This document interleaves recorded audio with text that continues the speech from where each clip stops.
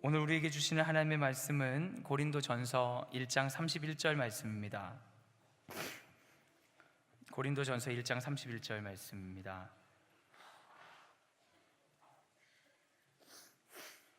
우리 한 목소리로 함께 읽겠습니다. 시작.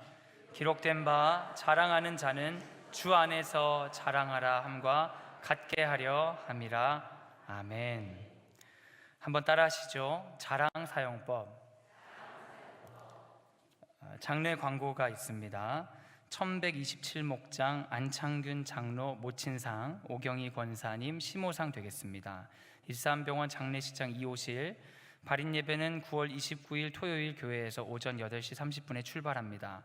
관련 부서는 1127목장 장로회 10권사회, 57 남성교회 60하 여전도회, 권서 찬양대 섬김사관팀, 헤세드 남성합창단 운영위원입니다. 담당 및 문의는 박순원 목사에게 하시면 되겠습니다. 411 윤미숙 집사 모친상 있습니다. 아주대병원 장례식장 23호실이고 입관 예배 9월 29일 토요일 오전 11시 30분, 교회 출발 오전 10시입니다.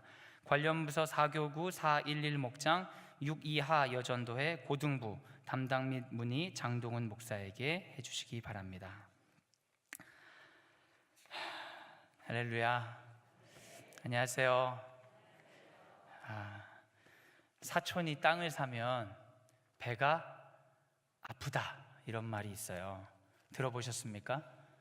근데 사촌이 부동산 거래한 것이 나의 신체적인 증상과 어떤 연관성이 있습니까? 연관성이 없죠. 전혀 없습니다. 그런데 이러한 일들이 실제 일어날까요? 일어나지 않을까요? 일어나요. 놀랍죠? 아무 연관성이 없는데 일어납니다.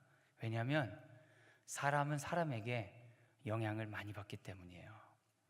그래서 여러분 조심해야 되는 게 있는데 그게 바로 자랑입니다. 자랑은 나쁜 걸까요? 나쁜 것도 있고 좋은 것도 있고 뭐라고 막 얘기를 막 해주시는데, 이번에 아시안 게임에서 한국 축구가 금메달 따는 거 보셨어요? 오랜만에 한국 축구가 자랑스럽더라고요. 굉장히 기분 좋았습니다. 나쁜 건가요? 나쁜 건 아닌 것 같죠? 제가 죄송합니다. 갑자기 눈물이 나와가지고, 눈물만 나오면 되는데 콧물이 같이 나와가지고 제가 설교하기 힘드네요. 죄송합니다. 제가 한국이 참 자랑스러운 것이 있어요. 정말 너무나 자랑스러운 우리 조국, 이렇게 얘기할 수 있는 게 있는데, 그건 바로 전 세계에서 유일하게 가난해서 원조를 받다가 부유해져서 원조하는 나라가 되었다는 거예요. 저는 학생을 가르치는 선생으로서 아이들에게 한국을 자랑스럽게 가르칩니다. 사람들은 뭐 헬 조선이다 어쩌다 하지만 저는 그래도 이야기합니다. 전 세계에서 가난과 고통을 이겨내서 가난과 고통을 잊지 않고 기억하는 나라는 전 세계 딱 하나다. 그게 어디냐? 바로 여기다. 꽤나 자랑스러운 것 아닌가요? 그죠? 여러분, 이런 거 나쁜 건가요? 좋은 거예요. 감사해요. 저희 아들, 딸이 그런 얘기를 잘 하진 않지만 난 아빠가 너무 자랑스러워, 그러면 너무 좋을 것 같아요. 그래서 애들이 어떻게 느끼지 모르지만 저는 한 번씩 아들이 되게 자랑스러워, 딸 자랑스러워, 그렇습니다. 나쁜 거 아니죠, 여러분? 네, 여러분, 자랑은요 나를 강하게 만들어주는 거예요. 그래서 즐겁게 만들어주는 거예요. 그래서 필요한 자랑은 좀 하고 살아야 돼요. 근데 이런 얘기 듣고 보니까 자랑이 좋은 건가 보다 싶으시죠? 그런데 여러분, SNS라고 이제 여러분 쓰시는 것들, 그런 거 쓰시는지 모르겠어요. 뭐 페이스북, 인스타그램, 카카오톡 이런 거 좀 쓰세요? 스마트폰을 기반으로 하는 사회관계망 서비스를 SNS라고 쓰죠. 근데 이 SNS를 보면서 가장 기분 나쁜 게 무엇입니까? 사람들이 조사를 했어요. 1위가 뭘까요? 자랑하는 거, 자랑. 그렇게 기분이 나쁠 수가 없대요. 어떤 사람이 조사를 했는데 다른 사람이 자랑하는 것을 보고, SNS를 보고 나는 내 삶이 실패한 것 같은 걸 느낀 적이 있냐는 질문에 조사한 사람 중에 자그마치 62%가 느낀 적이 있대요. 나도 뭘 했어야 되는데, 이런 느낌을 받는다는 거죠. 재밌는 거는 남자 중에 47.2%가, 여성 중에 76.5%가 그런 느낌을 받는데요. 그래서 남편분들, 아내분이 삶의 만족도가 떨어지시는 것 같으면 스마트폰을 없애는 게 좋은 방법일 수 있습니다. 실제로 제가 그런 소셜 네트워크의 자료들을 보면 자랑이 엄청 많아요. 뭐 먹었다, 뭐 입었다, 뭐 샀다, 뭐 해봤다, 어디 다녀왔다. 젊은이들은 그렇게 보고 싶진 않은데 우리 너무 사랑한다, 막 이런 거 너무 많이 올리고, 그리고 아이 키우는 사람들은 우리 아이가 최고 예쁘다, 어디서 상 받았다, 좋은 대학 갔다, 그냥 자랑 대결을 하는 것 같이 글을 막 써놓을 때가 있어요. 저도 언젠가 메일이 왔습니다. 제가 예전에 쓰던 소셜 네트워크가 문을 닫게 돼서 사진들을 정리하세요, 그렇게 메일이 와가지고 옛날에 썼던 글이나 사진들을 제가 보게 될 일이 있었는데, 아내랑 연애할 때 내가 아내를 얼마나 사랑하는지 뭐 이런 글들을 막 써놓고 사진을 올렸더라고요. 아이고 정말 그 아이 어릴 때 애들 사진 찍어가지고 얼마나 예쁜지 막 이런 거 써놨어요. 참 지금 생각하니까 욕먹을 짓을 스스로 했다. 정말 그 과거의 기억을 지우고 싶더라고요. 그땐 몰랐어요. 내가 자랑하면 다른 사람도 다 좋아할 줄 알았어요. 근데 여러분, 내 아이는 너무 예쁜데 남의 아이는요 안 이뻐요. 못생겼어. 그냥 봐서 이쁘고 못생기고 남의 아이는 다 보여요. 제가 지금 생각하면 얼마나 후회가 되는지 몰라요. 그 당시에도 애인 없어가지고 힘들었던 청년들이 많았거든요. 그리고 그때도 아이 낳지 못해서 괴로운 사람 많았는데 제가 그것도 모르고 그렇게 자랑했잖아요. 목사인데 그땐 전도사였던 것 같아요. 실제로 여러분, 자랑이 사회적인 영향을 주는 때가 또 있어요. 피지라는 나라 들어보셨어요? 섬나라인데, 피지에 예전에 살 때는 여자들이 건강미가 넘치는 여성들이잖아요. 그런데 피지에 텔레비전이 도입되고 나서 없던 병이 생겼는데 그게 바로 거식증입니다. 원래 그 동네 여성들은 건강하게 예쁜 거예요. 근데 텔레비전 보니까 비정상적인 사람만 나오잖아요. 이상한 사람들이 나온단 말이에요. TV에는 약간 열등한 사람들이 나오죠. 우리들이 우성이에요. 열성이고. 그래서 여러분, 옆 사람들을 한번 보시면 마음이 좀 편안해지잖아요. 그래, 저 사람도 사는데 하면서 참 우리가 외모에 대한 자신감도 좀 생기고 그러잖아요. 나 정도는 괜찮다 그러잖아요. 그런데 여러분, 텔레비전 보면 열등한 인간들만 나오는데 그 열등한 너무 특별하고 특이한 사람들을 보다 보니까 우리가 정상임에도 불구하고 이상하게 느껴지는 거예요. 그래서 괜히 밥을 안 먹고 그러다가 과도하게 다이어트 하다가 거식증까지 생기는 겁니다. 여러분, 이처럼 누군가 자랑하는 거, 이게 이상하게 영향이 있어서 내가 그냥 살면 괜찮은 사람인데 누구 자랑 듣고 나면 내 현실이 아주 비참해지는 경우가 있습니다. 여러분, 그러면 자랑을 해야 됩니까? 하지 않아야 됩니까? 안 하자니 그렇고 하자니 그렇고, 그렇죠. 자랑은 우리에게 좋은 일이에요. 해야죠. 그런데 우리라고 내가 정해놓은 사람, 바깥에 있는 사람에게는 굉장히 기분 나쁜 일입니다. 알랭드 보통이라는 프랑스 저술가가 있습니다. 이 사람은 무슨 얘기를 했냐면, 현대인들이 살기가 아주 힘들대요. 옛날에는 가난하고 힘이 없어서 힘들었는데 지금은 잘 먹고 잘 사는데도 힘들대요. 이게 왜 그러냐? 알랭드 보통이 아주 탁월한 통찰을 해냈는데, 예전에는 우리 사회가 계급 사회였잖아요. 아시죠? 계급 사회여서 높은 사람, 낮은 사람 정해져 있습니다.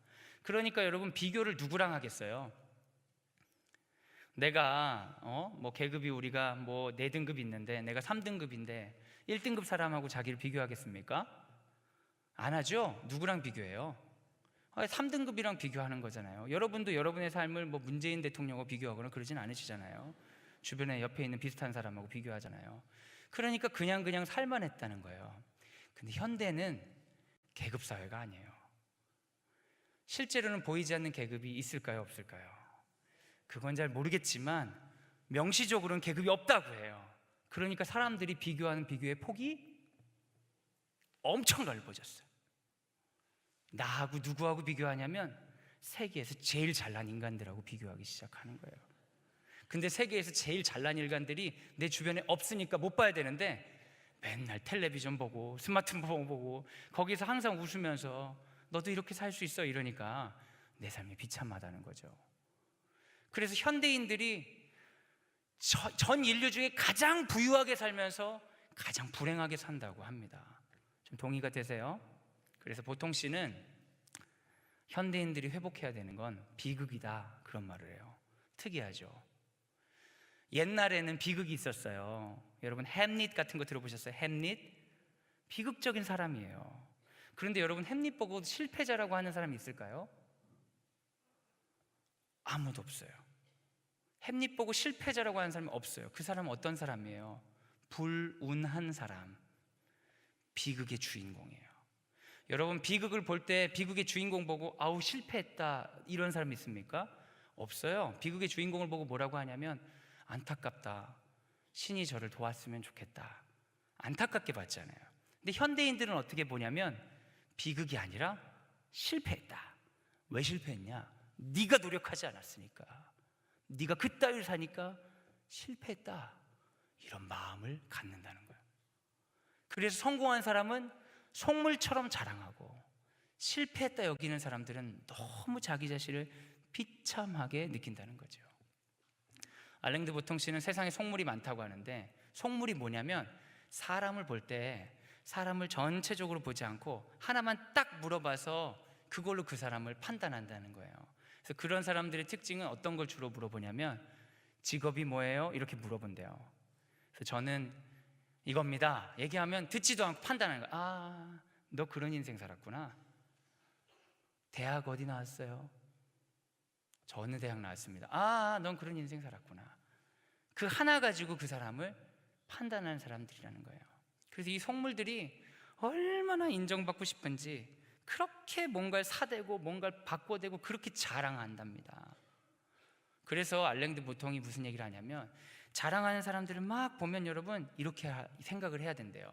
너무 그 사람 때문에 속상해하지 말고 진짜 엄청 인정받고 싶고 관심받고 싶나 보다 안타깝게 보라는 거예요. 그래서 SNS에 자랑을 막 올리는 사람들 있잖아요.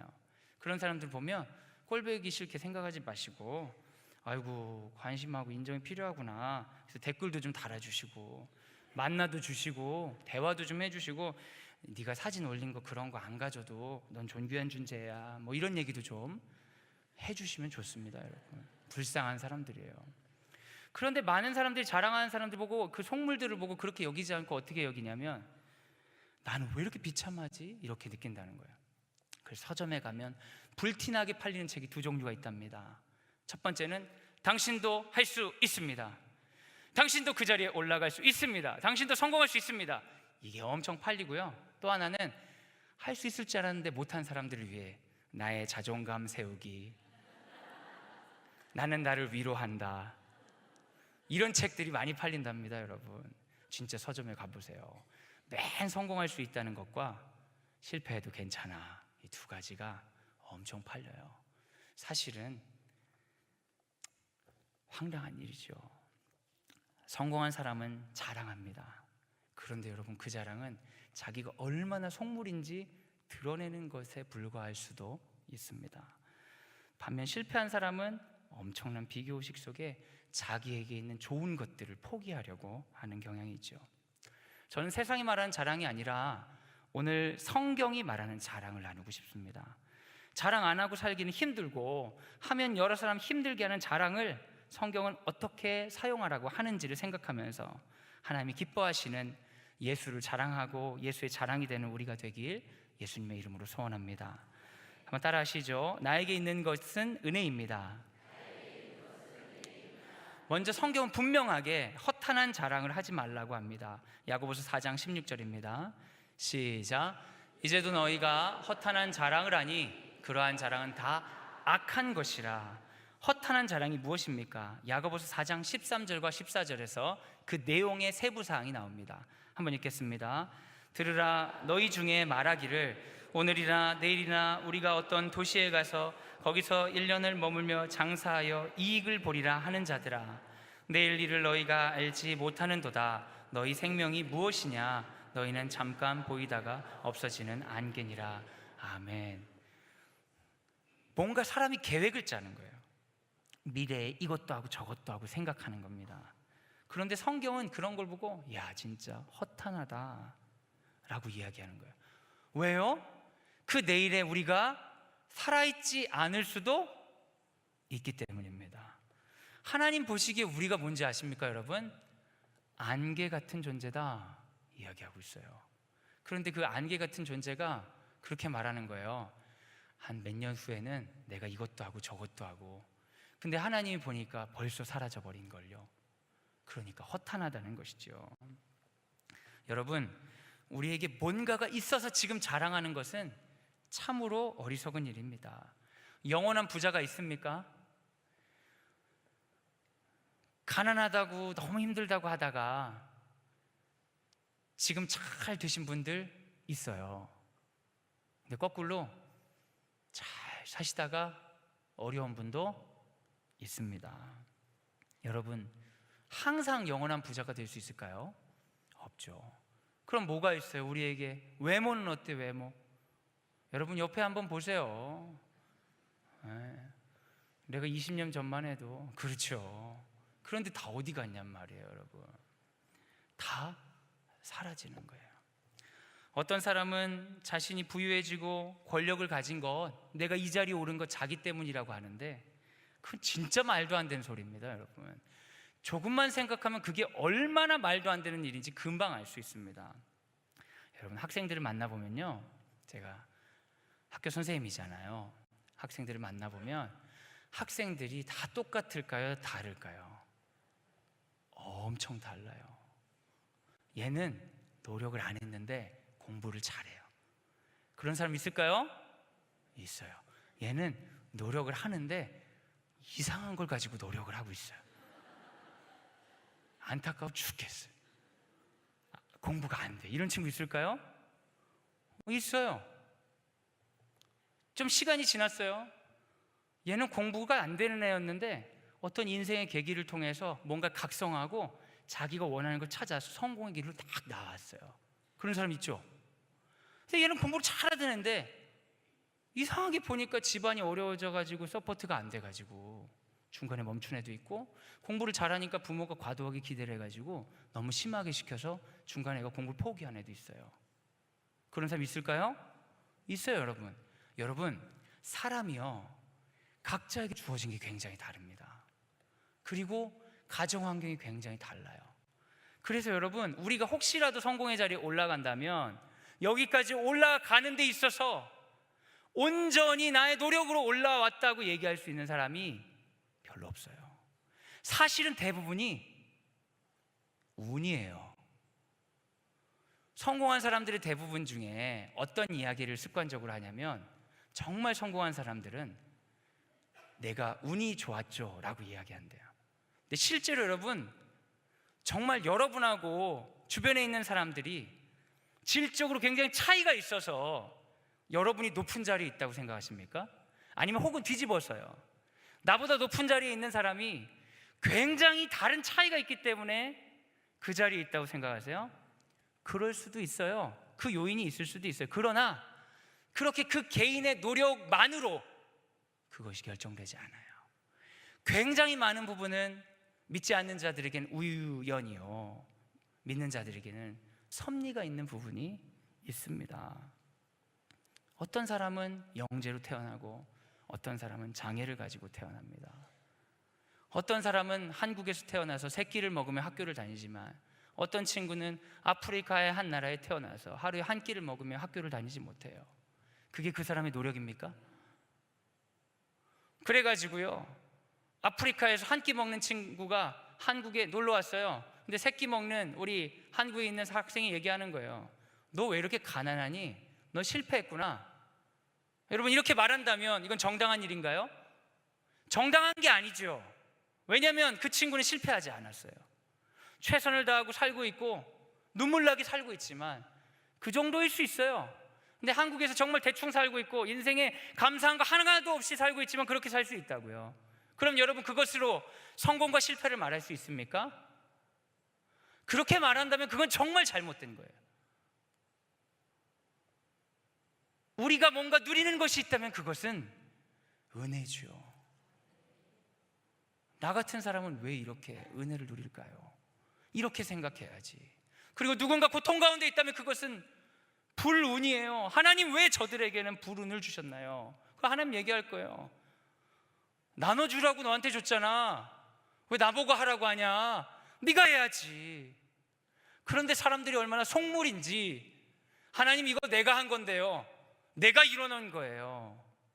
그러니까 하나님 보시기 그게 얼마나 어리석은지, 야 허탄하다, 허탄해, 너네 자랑하지 마라.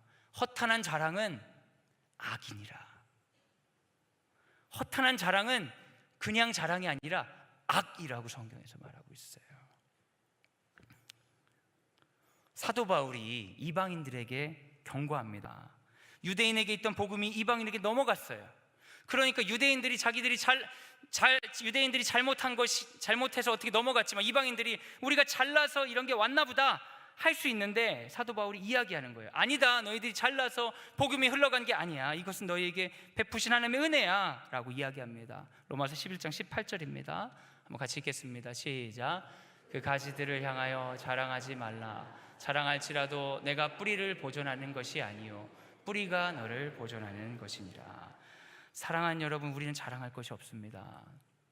우리에게 생명 주시고 우리를 살게 하시는 건 모두 하나님의 은혜입니다. 은혜 앞에 자랑은 다 허탄한 것이에요. 그래서 하나님이 어떤 사람을 쓰시냐면 겸손한 사람을 쓰시는 것입니다. 고린도전서 1장 26절부터 29절입니다 시작. 형제들아, 너희를 부르심을 보라. 육체를 따라 지혜로운 자가 많지 아니하며 능한 자가 많지 아니하며 문벌 좋은 자가 많지 아니하도다. 그러나 하나님께서 세상의 미련한 것들을 택하사 지혜 있는 자들을 부끄럽게 하려 하시고 세상의 약한 것들을 택하사 강한 것들을 부끄럽게 하려 하시며 하나님께서 세상의 천한 것들과 멸시받는 것들과 없는 것들을 택하사 있는 것들을 폐하려 하시나니 이는 아무 육체도 하나님 앞에서 자랑하지 못하게 하려 하심이라. 할렐루야, 아멘. 고린도 교회에서 하나님이 쓰시는 사람들은 다 자랑할 것이 없는 사람이었습니다. 주님 안에서는요, 자랑할 것이 많은 사람이 좋은 것이 아니라 허탄한 자랑이 없어도 넉넉한 사람이 더 행복한 사람입니다. 왜냐하면 그들은 주님이 자랑이 되기 때문입니다. 심령이 가난한 자는 복이 있다. 내가 그들의 자랑이 될 것이다. 허탄한 자랑을 하지 않고 내 주변의 모든 것을 은혜로 받아들여 하나님의 자랑이 되는 우리가 되길 예수님의 이름으로 소원합니다. 한번 따라 하시죠. 주를 자랑하라. 사실 이런 이야기를 하고 있는 사도 바울은 자랑할 거리가 많은 사람이었습니다. 그런데 그가 자랑할 거리를 모두 버렸습니다. 빌립보서 3장 5절에서 8절입니다 시작. 나는 8일 만에 할례를 받고 이스라엘 족속이요 베냐민 지파요 히브리인 중에 히브리인이요 율법으로는 바리새인이요 열심으로는 교회를 박해하고 율법에 의로는 흠이 없는 자라. 그러나 무엇이든지 내게 유익하던 것을 내가 그리스도를 위하여 다 해로 여길 뿐더러 또한 모든 것을 해로 여김은 내 주 그리스도 예수를 아는 지식이 가장 고상하기 때문이라. 내가 그를 위하여 모든 것을 잃어버리고 배설물로 여김은 그리스도를 얻고. 아멘. 바울은 정통 유대인이고 율법으로 흠이 없는 사람이었습니다. 그런데 이 모든 것이 그에게 배설물이 되었습니다. 왜 그럴까요? 이전의 자랑이 나에게 오신 예수에 비하면 아무것도 아닌 것을 경험했기 때문입니다. 예수 한 분이면 충분한 경험이 그를 사로잡아서 나에게 있는 것이 오히려 죄가 되고 배설물이 되는 경험을 하는 것이에요. 사랑하는 여러분, 예수님이 그렇게 귀한 분입니다. 예수님이 그렇게 소중한 분입니다. 여러분, 그렇게 대단한 걸 가지셨나요? 그렇게 소중한 걸 소유하고 계세요? 예수님을 만나시면 그게 얼마나 아무것도 아닌지 알 수 있습니다. 자랑하는 사람들 대부분 그 자랑 때문에 자유를 잃어버립니다. 돈을 자랑하는 사람은 그 돈을 잃어버릴까 봐 얼마나 초조해하는지 몰라요. 인정받고자 하는 사람들, 그 인정을 잃어버릴까 봐 얼마나 초조해야 하는지 모릅니다. 인정과 비교의식의 감옥에 갇히게 되는 거예요. 그런데 예수를 내 안에 내 주님으로 모시면 자유로워집니다. 이것이 복음이에요. 율법으로 구원받았다고 믿었던 유대인들은 율법을 지켜서 완벽한 사람이 되고자 했어요. 그런데 여러분, 완벽한 사람이 될 수가 있어요, 없어요? 없어요. 아무리 노력해도. 왜냐?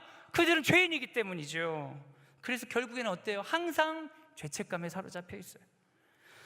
그러다가 어떤 사람들은 아이고 이렇게 죄책감에 사로잡힐 바에는 하면서 믿음을 떠나버리는 거예요. 막 사는 거예요.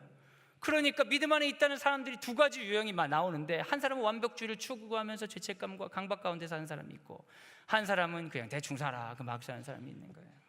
여러분, 이게 금욕주의와 쾌락주의입니다. 이 세상은 끊임없이 금욕주의와 쾌락주의가 판치는 거예요. 완벽주의와 쾌락주의죠. 여러분 가운데도 이런 거 있죠. 잘 정돈하고 열심히 공부하고 해서 완벽한 삶을 살아보겠다고 미친 듯이 뭔가를 만들어 보려고 하시죠. 근데 잘 되세요? 아이고 또 잘못했네, 또 실수했네, 계획 세워놓고 또 안 지켰네, 맨날 스스로 질책하시죠. 근데 반대편에 있는 사람들이 있어요. 이 쾌락주의 사람들이 있어요. 아 몰라, 못해, 놀아 그냥. 그래서 아까 주변 사람들한테 맨날 모자란 사람 되죠. 이 모자란 인간들아. 우리 사람들이 다 그러고 살아요. 다 잘 살아보려고 하는 겁니다. 그런데 여러분, 그게 다 아닙니다. 우리의 부르심은 완벽주의로 살래, 쾌락주의로 살래로 부르신 게 아닙니다. 우리는 어떻게 부르셨어요? 은혜로 살라 부르셨어요. 믿으십니까? 은혜는 여러분, 우리가 항복하는 거예요. 내가 한번 완벽하게 해볼게요 주님, 잘해볼게요 주님, 한번 보세요 내가 얼마나 잘하는지. 안 돼요. 죄송한 얘기지만 여러분 굉장히 나쁜 인간들인 거 다 알고 있어요. 형편없는 사람인 거 잘 알고 있어요. 그럴싸하게 꾸미고 있지만 아닌 거 다 알고 있어요. 주님도 알고 있어요. 아이 모르겠다 그냥 막 살래요 주님. 주님이 너 내 은혜를 왜 그렇게 사냐 하는 거예요. 여러분, 우리는 은혜로 살아야 됩니다. 우리 스스로가 대단한 사람인 것처럼 보이려는 교만으로부터 항복하고, 내 삶의 존귀함을 포기하고자 하는 속임으로부터 벗어나는 것이 은혜입니다. 사랑하는 여러분, 인정하세요. 우린 대단하지 않습니다. 그걸 인정하지 않으면 복음을 받아들일 수 없습니다. 여러분, 이 목사라고 제가 여기 서 있는데, 제가 정말 제 스스로 이해가 안 되는 거예요. 어떻게 나 같은 사람에게 하나님의 설교를 맡기실까? 전 정말 형편없는 사람이거든요. 정말로요. 껍데기밖에 없어요. 여러분 앞에 설교하고 하니까 좀 그럴싸해 보이죠? 제 안에 사랑이 없어요. 여러분, 목사인데 설교는 하는데 위선이 가득합니다. 제가 설교한 제 설교를 얼마나 따라가는지 모르겠어요. 아무것도 아니죠. 아까 제가 찬양을 듣는데, 아까 은혜 찬양을 하시는데 제 눈물이 막 나는 거예요. 은혜가 돼서 눈물이 나는 게 아니라 진짜 왜 나 같은 걸 세우시나, 그런 마음에 하는 거죠. 자랑할 게 없어요. 그런데 여러분, 너무 기쁜 소식이 있습니다. 그런 우리를 위해 주님이 십자가에서 죽으셨습니다. 여전히 형편없는 사람이에요. 그런데 우리를 의롭다 불러주시고 하나님의 자녀라고 불러주시는 거예요. 그러니까 이제 우리는 절망하지 않아도 됩니다. 우리가 완벽한 사람이 되려고 애를 쓸 필요가 없습니다. 죄책감 가운데 살 필요가 없습니다. 난 모자란 사람이에요. 그렇지만 나를 사랑하신 예수로 인하여 이제는 소망을 가지고 살 수 있는 겁니다. 그러니 여러분, 허탄한 자랑은 벗어버리시고 이제 우리에게 자랑할 것은 오직 예수밖에 없습니다. 그렇게 고백하시기 바랍니다. 돈 자랑해 보세요. 여러분보다 돈 많은 사람 많습니다. 힘 자랑해 보세요. 아니, 나이 들면 안 된다니까요. 아까 몇 번 얘기됐지만 외모는 더 안 되죠. 여러분, 자랑할 게 뭐가 있어요? 다 가짜입니다. 여러분의 윤리성을 자랑해 보세요. 여러분 그렇게 착하고 대단하게 선하세요? 속 안에 얼마나 악이 가득한지 잘 알아요. 제가 목사인데 그렇게 악한 사람이니까 더 잘 알죠. 우리 아무것도 아니에요. 그러니까 자랑하면 뭐가 되는 거예요? 허탄해, 가짜가 되는 거예요. 100년 후에 우리가 자랑했던 것 다 아무것도 아닌 일이 됩니다, 여러분. 그 자랑거리로 우리의 죄를 가릴 수가 없습니다. 그런데 예수를 믿으면 자유로워집니다. 그래서 자기가 신앙이 좋다고 자랑하면서 사람을 죽이는 것까지 서슴지 않았던 바울이, 그렇게 자기 자랑만 하고 살았던 그 사람이 예수를 만나고 이제는 거꾸로 자랑하는 거예요. 자신의 약함을 자랑하게 되는 거예요. 고린도후서 11장 30절입니다. 같이 읽겠습니다. 시작. 내가 부득불 자랑할진대 내가 약한 것을 자랑하리라. 아멘. 말도 안 되죠. 약한 것을 자랑한다고요? 자랑으로부터 자유로워지니까 이제는 내가 가진 게 아무것도 아니, 형편없다고 생각하니까 내 자랑이 뒤집어져요. 이제 약함이 자랑이 되는 거예요. 전에는 나의 약함을 감추고 강한 것을 드러내고 강한 척하면서 자기를 자랑했는데, 내 안에 예수가 들어오니까 내 약함이 자랑이 됩니다. 내가 이렇게 연약합니다. 내가 이렇게 부족합니다. 내가 이런 험한 경험을 했습니다. 내 인생에 최악의 순간이 많았습니다. 비참할 때가 많았습니다. 그런데 그런 나를 주님이 사랑해 주셨습니다. 약함을 자랑할 때 내 안에 있는 주님의 사랑이 더 커지면서 기쁨이 늘어나는 거예요, 여러분. 내가 약하고 부족할수록 나를 사랑하신 주님이 더욱 커져서 이제 약함을 자랑할 수 있게 되는 것입니다. 고린도서 1장 31절 같이 읽겠습니다. 시작. 기록된 바 자랑하는 자는 주 안에서 자랑하라 함과 같게 하려 함이니라. 아멘. 그래서 사도 바울이 얘기합니다. 주 안에서 자랑하라고요. 여러분, 주 안에서 자랑한다는 말은 주님 안에서 우리끼리 잘난 척해라 이런 뜻이 아니라, 번역을 조사를 그대로 해서 그래요. 안에서라는 게 영어로 하면 in인데 이거는 그 번역을 하면 그냥 르이에요. 주 안에서 자랑하라. 한국말로 직역하면 주를 자랑하라. 그러니까 교회에서 괜히 자랑하고 싶을 때, 아이고 이거 자랑해도 될지 모르겠지만 주 안에서 하는 자랑이니까 이러면서 자랑하면 돼요, 안 돼요? 이상한 사람이에요. 이상한 사람이 주 안에서 자랑이 어디 있어? 주를 자랑하는 거예요. 주를 자랑하는 거. 사랑하는 여러분, 예수님 자랑하시기 바랍니다. 그래, 이제 김정준 목사 말을 듣고 이제 내가 예수님 자랑해야겠다 생각해보니까 자랑할 게 내가 하나도 없어, 예수님에 대해. 그런 분들은 아직 예수님 주인을 모시지 않은 거예요. 죄송하지만 여러분의 영혼의 상태가 분명한 거예요. 자랑할 예수님이 없다고요? 거짓말이에요. 예수님 받아들이지 않은 겁니다. 예수님을 주인으로 모시지 않은 거예요. 주님을 나의 주인으로 모시면 그분이 나의 연약함에도 불구하고 구원하신 그 은혜와 사랑이 임하면 세상 자랑이 허탄한 것이 되고 부족해도 괜찮아지는 자유가 임합니다. 성령께서 그런 변화를 허락하십니다. 그러니 예수를 자랑하지 않고는 살 수가 없는 것이죠. 엄마라고 불러도 돼요 라는 유명한 책이 있어요. 베스트셀러인데 KT라는 미국 청년이 쓴 수기집입니다. 이 청년이 부잣집에서 태어나가지고 미국에서 부족할 것이 없이 살았어요. 근데 갑자기 20살에 내가 기독교인이고 하니까 아프리카에서 한 달만 봉사하면 좋겠다 하고 부모님한테 얘기를 하니까 부모님이 반대를 하다가 선한 일이니까 해라. 그래서 인터넷 웹사이트에 자원봉사를 받아줄 곳을 검색해요. 우간다의 한 고아원에서 자원봉사를 와도 좋다는 허락을 받고 이 미국의 부자 청년이 우간다로 갑니다. 고아원에. 근데 그곳에 딱 간 순간 가난과 질병 가운데 고아가 된 아이들을 보면서 이 고통에 깊게 잠기는 거예요. 그 하나님이 날 여기로 불러주셨구나. 그러면서 한 달 있기로 했는데 1년을 살기로 하고 2년을 살고 3년을 살고 그러는 거예요. 그러다 보니까 그곳에 있는 아픈 아이들, 전쟁 중에 부모를 잃고 병으로 부모를 잃고 이런 아이들을 보면서 하나님이 부모가 되라는 마음을 주셔가지고 이 20살짜리 청년이 아이를 입양하는 거예요. 남편도 없이 하나 둘 셋 입양하다가 14명을 입양했어요. 23살 때에. 그리고 이 사람은 이 가난한 사람들을 위해서 내 삶을 드려야겠다 해가지고 구호단체를 만들어서 수백 명의 사람들을 먹이는 삶을 살기로 했습니다. 이 사람 수기집을 읽다 보면 어떤 게 나오냐면 가끔씩 미국의 그 편안하고 부유한 삶이 그립대요. 너무 힘들어서. 그래서 자기 미국에 돌아갔더니 그곳에 미국에서 편안하게 있으니까 진짜 삶이 아니라는 게 느껴진다는 거예요. 이게 가짜구나. 그리고 하나님이 느껴지지 않는데요. 그래서 이 사람은 놀라운 버림을 선택합니다. 평생을 우간다에 살기를 결정하는 거예요. 지금도 살고 있을 거예요 아마. 그 사람이 자랑하는 건 뭐예요? 그녀의 미모, 그녀의 부함, 그의 배경, 그의 출신 나라가 아닙니다.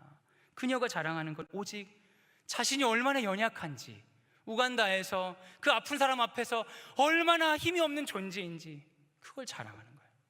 그런데 그 연약함 가운데 예수께서 어떤 일을 하시는지, 하나님이 하시는 걸 자랑하며 삽니다. 그녀의 자랑은 예수예요. 예수가 나의 자랑이 되는 삶을 사니까 미국에서 그 부유한 삶이 자랑이 되는 것이 아니라 오히려 예수를 자랑으로 삼지 못하게 되니 배설물같이 느껴지는 것이죠. 사랑하는 여러분, 도전합니다. 예수 그리스도를 주인으로 받으시기 바랍니다. 예수님이 여러분 영혼의 문 앞에서 문 두드리면서 한 번만 문 열어줄래 하고 부탁하는 것이 아니에요. 여러분, 성경에서 여러분에게 부탁한 적이 없어요. 명령하고 있습니다. 회개하라, 천국이 가까이 왔다. 예수님을 받아들이세요. 거래하자는 거 아닙니다. 문 열까 말까 생각하시라는 거 아닙니다. 예수를 받아들이세요. 문을 여세요. 예수께서 말씀하십니다. 회개하라, 천국이 가까이 왔다. 그러면 예수께서 여러분 영혼 가운데 들어가셔서 문을 닫고 걸어 잠그실 거예요. 이제 내가 안 나간다. 그리고 여러분 삶 가운데 새로운 일을 하실 것입니다. 그러면 여러분, 내가 그렇게 귀하게 여기던 것들이 허탄하게 되는 것이에요. 예수님이 나의 자랑이 되는 것이에요. 자유롭게 되는 겁니다. 구원을 받게 되는 거예요. 그런 구원의 삶을 여러분 살고 싶지 않으십니까? 회개하라, 천국이 가까이 왔다. 마음을 활짝 여세요. 예수를 받아들이시기 바랍니다. 그런데 여러분, 지금 우리 가운데 문제는 예수님을 받아들이지 않아서가 아니에요. 소돔과 고모라 같은 땅은 어떻게 됩니까 여러분? 심판받죠? 깔끔해. 그냥 불과 유황으로 심판받는 거예요. 소돔과 고모라부터 벗어난 사람들은 어떻게 됩니까? 구원받는 거예요. 근데 문제는 뭐냐? 하나님이 은혜로 불러주셨는데 나오다가 뒤돌아서는 거예요. 소돔과 고모라에 있는 사람은 세상의 자랑을 추구하는 사람입니다. 소돔과 고모라에 나온 사람은 예수가 자랑이 되는 사람이에요. 근데 이상한 종자들이 있는 거예요. 나오지도 않았고 들어가 있지도 않은 종자들이죠. 그런 사람들은 뭐가 됩니까 여러분? 성경 지식이 있는 분 아시죠? 뭐가 돼요? 소금 기둥이 되는 거예요. 경건의 모양은 있으나 경건의 능력이 없다. 구원 받은 것도 같은데 하나님 쓸 때는 하나 도움되지 않는 소금 기둥이 되는 것이에요. 교회에 오면은 주님이 나의 자랑입니다. 죄송합니다. 교회에 오면 주님이 나의 자랑이라고 찬양하고 손들고 막 했다가 나가면 또 세상이 나의 자랑이야. 돈 자랑하는 사람들 앞에 가면 내가 말이지 이번에 땅을 좀 샀는데, 똑똑하다는 사람들 앞에서는 내가 말이야 무슨 책을 읽었는데, 교회 오면 또 내가 예수님을 어떻게 지금까지 섬겼는데 예수님을 똑같이 취급하고 있어요. 그게 예수님이 그러면 주인이 된 겁니까? 아니면 그의 종이 된 겁니까? 예수님을 종다루시 다루려는 사람들이 있어요.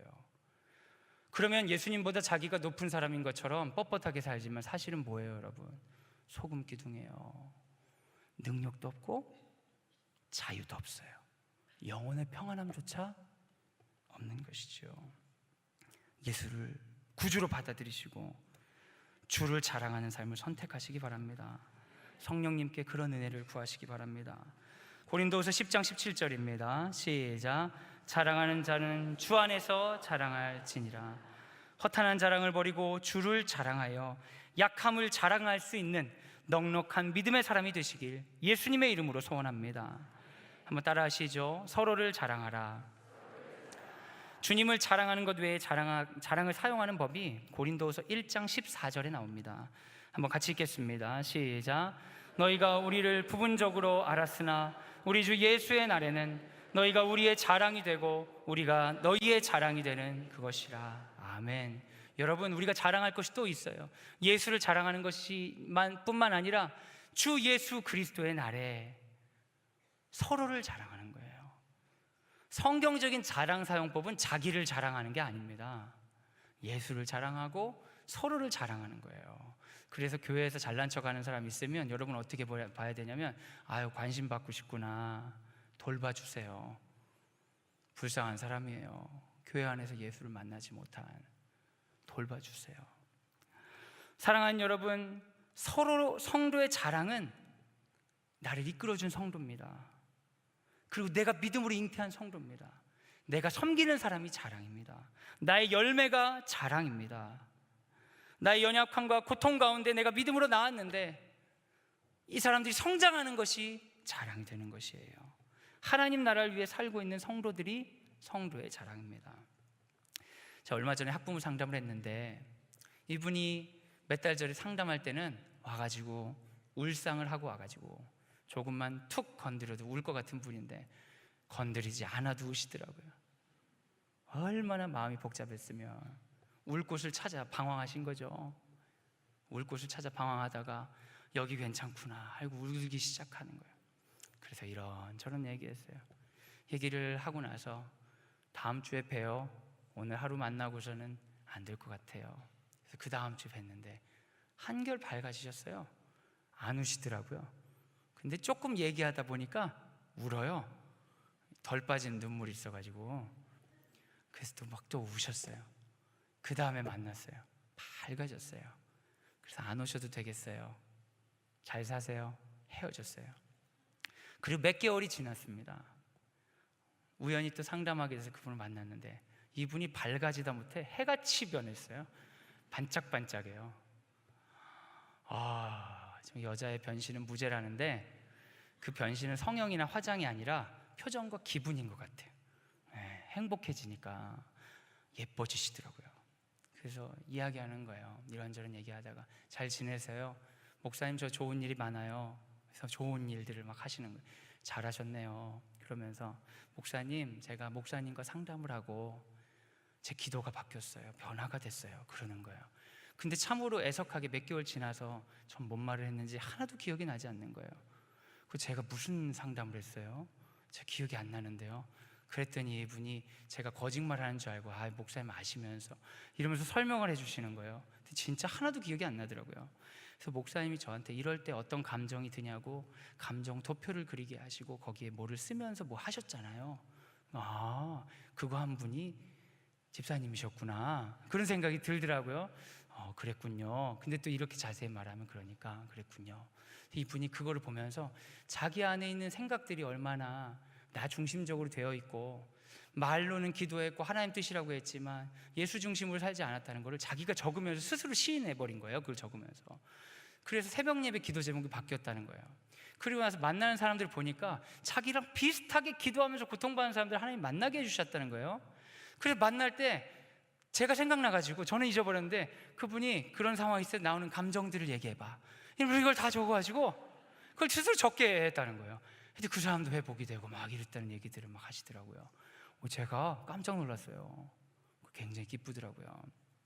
여러분, 우리의 자랑은 이런 것이에요. 눈물 가운데 있는 성도가 믿음으로 길을 찾는 것. 자기 고통 때문에, 자기 연민 때문에 나 좀 살게 해달라고 한 사람이 이제는 다른 사람을 살리겠다고 하는 것, 이런 게 자랑입니다. 하나님 물으십니다. 너의 자랑은 무엇이냐? 여러분, 지난 부흥회 목사님의 간증이 정말 엄청난 격려와 힘이 되었어요. 저에게는 복음에 대한 열정을 통해 하나님 나라를 위해 이면수 목사님들이 일하신 것들이 여러분 자랑스럽지 않습니까? 놀랍더라고요. 정말 정말 비교의식을 느끼면 안 되는데 제가 이렇게 설교를 하고 대단하시더라고요. 자랑스럽습니다. 성도의 자랑은 이런 거예요. 성도의 자랑은 성도입니다. 하나님 나라를 위해 씨름하고 살고 있는 성도가 성도의 자랑입니다. 우리 드림학교 졸업생 중에 우리 주원이라는 친구가 있어요. 이 친구가 어릴 적부터 뇌종양 수술을 받아가지고 고통을 많이 받았습니다. 제가 이 친구 중학교 시절에 가르쳤는데 이 친구 중학교 때 뇌종양 수술하다가 이제 시신경에 어려움이 있어 손상이 돼가지고 고등학교는 맹학교로 갔어요. 참 어려움이 생긴 거죠, 가정에. 근데 그 어간에 아버님께서 갑작스럽게 심장마비로 소천하시는 일이 또 벌어지면서 이 집안의 우환이 참 많이 겹쳤습니다. 너무 안타깝죠. 근데 주원이가 그렇게 졸업하고 뭐 1년에 한 번이나 전화하나 모르겠어요. 한 번씩 전화하고 그럴 때마다 잘 지낸다고 하고 이런 거 어렵지만 저 이러고 있어 얘기할 때 너 대단하다, 참 너 참 믿음 좋다, 제가 그런 얘기 해주면서 대화했었는데 얼마 전에 또 이제 뇌종양이 재발해가지고 수술을 하게 됐어요. 제 다리에 힘이 풀리더라고요. 아이고 하나님 왜 그래요 진짜. 아이고 하나님. 제 마음이 참 안 좋았습니다. 그런데 제가 얘기할 데가 어디 있어요. 졸업한 지 한참 된 친구지만 우리 드림학교 학부모님들한테 얘기했어요. 우리가 예수 믿는 사람으로서 해야 되는 일이 있다면 함께 있는 형제의 아픔을 기억하는 게 아니겠습니까? 혹시라도 도움 주실 분 있으면 헌금해 주시면 좋겠습니다. 그리고 얘기했어요. 딱 이틀 걷었거든요. 문자로 얘기했는데 3,700만 원이 걷어졌어요. 얼마나 자랑스러운지. 이 사람들이 나눌 줄 아는구나. 여러분, 이런 게 자랑입니다. 우리 학교 분들이 자랑스러웠어요. 근데 그러고 주원이가 잘 나으면 좋은데 잘 낳고 있다가 갑자기 중환자실 들어가서 지금은 의식이 돌아오지 않고 있어요. 제가 지난주 월요일에 주원이 어머니와 함께 의사 선생님을 만나 뵈었는데 깨어나길 기다리는 것밖에 방법이 없다고 하셨습니다. 근데 그날 아침 제가 주원이를 보고 돌아오는 길에 함께 갔던 어머니들의 이야기를 듣게 되었어요. 주원이 그때 졸업했던 그 20살짜리 애들 엄마들이에요. 오랜만에 보니까 그냥 나이들도 들고 그러시는데 여전히 동생 때문에 다니시는 분도 있고, 근데 이 분들이 잘 도와주시더라고요. 같이 함께 병원도 가주시고 동생도 돌봐주고 다방면으로 고통을 나눠주고 계신 걸 볼 수 있었습니다. 그래서 우리 학부모님들이 자랑스러웠어요. 이렇게 돌보는구나, 하나님 나라를 위해서. 근데 한편으로는 제가 굉장히 부끄럽더라고요. 난 뭐하고 있지? 그래서 사랑하는 여러분, 제가 우리 학교 분들에게, 지금 학생들과 교직원들에게 부탁했어요. 우리 부족한 사람입니다. 그런데 우리 주원이 깨어날 때까지 기도합시다. 주원이가 깨어났을 때 우리 주원이의 자랑이 됩시다. 네가 일어난 건 널 위해 기도한 사람들이 있었기 때문이야. 하나님이 그거 들어주셨어. 우리 자랑이 됩시다. 그래서 모든 전 학교가 같이 기도 제목을 정하고 기도하고 있습니다. 여러분, 기도에 동참해 주시면 좋겠습니다. 우리가 고통 가운데 자랑할 것이 있을까요, 여러분? 있어요. 무엇입니까? 하나님 나라를 위해 나는 싸우고 있다. 고통 가운데 하나님 나라를 위해 치열하게 이 자리 가운데 하나님 나라의 가치를 위해 이 자리를 견디고 있는 것은 너무나 자랑할 만한 일입니다. 그런 사람들을 격려하고 자랑해야 됩니다. 여러분, 나중에 천국에 갔는데 하나님이 그러실 수 있어요. 야, 넌 진짜 형편없구나. 그럼 여러분 반발하시겠죠. 제가 뭐요? 교회도 열심히 다니고요, 할 거 다 했는데요. 그러니까 주님이 그러시는 거예요. 너 내가 배고플 때 먹을 거 안 줬잖아. 나 추울 때 옷 안 줬잖아. 그런 적이 없는데요. 아니야, 난 네 주변에 항상 있었어. 어떤 사람은 초라한 사람이 들어왔어요. 근데 야, 고맙다. 넌 나의 자랑이다. 주님, 전 주님께 한 게 너무 없는데요. 아니야, 너 배고플 때 나 먹여주고 나 추울 때 입혀줬잖아. 무슨 소리예요? 지극히 작은 자 하나에게 한 것이 곧 나에게 한 것이니라. 사랑하는 여러분, 하나님 나라를 위해 여러분이 뭔가 동참할 때 우리는 예수의 자랑이 되는 것이에요. 이 기쁜 일에, 이 놀라운 일에 여러분 동참하고 싶지 않으십니까? 이 놀라운 일을 놔두고 계속 자기 자랑만 하실래요? 남 부러워하면서 내가 얼마나 비참한지 그런 생각만 하고 있으시겠어요? 내 안에 예수가 있는데 그럼 하나님이 어떻게 생각하시겠습니까? 이제는 끊어내버리셔야 돼요. 허탄한 자랑은 버려버리세요. 자랑하는 이유는 내가 인정받고 싶고 나를 인정해주는 우리가 필요하기 때문입니다. 그런데 성경은 나를 자랑하는 것을 포기하고 주를 자랑하라고 이야기합니다. 그러면 자유가 임해요. 자유가 임하면 이제는 내 자랑이 아니라 누구 자랑하냐? 나 말고 하나님 나라를 살고 있는 성도를 자랑하게 되는 거예요. 처음에 있는 사람은 뭐예요? 나를 위해서 우리가 필요하죠. 그러니까 사람을 조작하고 끌어들이고 끊임없이 나에게 데려오려고 사는데, 그 다음 사람 자유가 임하니까 어때요? 우리를 만드는 게 아니라 내 주변에 있는 사람을 섬기는 거예요. 내가 우리가 되어주는 거예요. 다가가서. 그러니까 그 사람이 깜짝 놀라는 거죠. 왜 나한테 이래? 그럼 소망의 이유를 묻는 자들에게 대답할 것이 있죠. 내 안에 예수가 있어서 그렇다. 너도 그 예수를 만나면 너도 자랑할 수 있는 인생 된다. 자유로운 인생 된다. 선포할 수 있는 것이요. 사랑하는 여러분, 이제는 자랑하면서 인정받으려고 애쓰지 마시고 서로를 자랑으로 삼기 위해 주여 영안을 열어 주시옵소서 기도하시기 바랍니다. 시기나 질투가 아니라 성도를 자랑스러워하고 격려하는 삶으로 하나님은 우리를 부르십니다. 제 질문하겠어요. 여러분, 집에 있는 가족이 자랑스러우십니까? 어떡합니까 여러분? 부족하지만 그 사람들이 주 예수의 날에 우리의 자랑입니다. 절망스러우세요? 그 사람이 여러분 자랑이에요. 여러분, 교회 공동체가 어떻습니까? 자랑스럽습니까? 연약함이 많죠? 그러나 그들이 주 예수의 날에 우리의 자랑입니다. 이 나라와 이 민족이 어떠합니까? 형편없어 보이고 부족한 것이 많아 보이지요. 그러나 주 예수의 날에 그들이 우리의 자랑입니다. 하나님 나라에서 우리가 자랑할 것은 그들을 통한 열매입니다.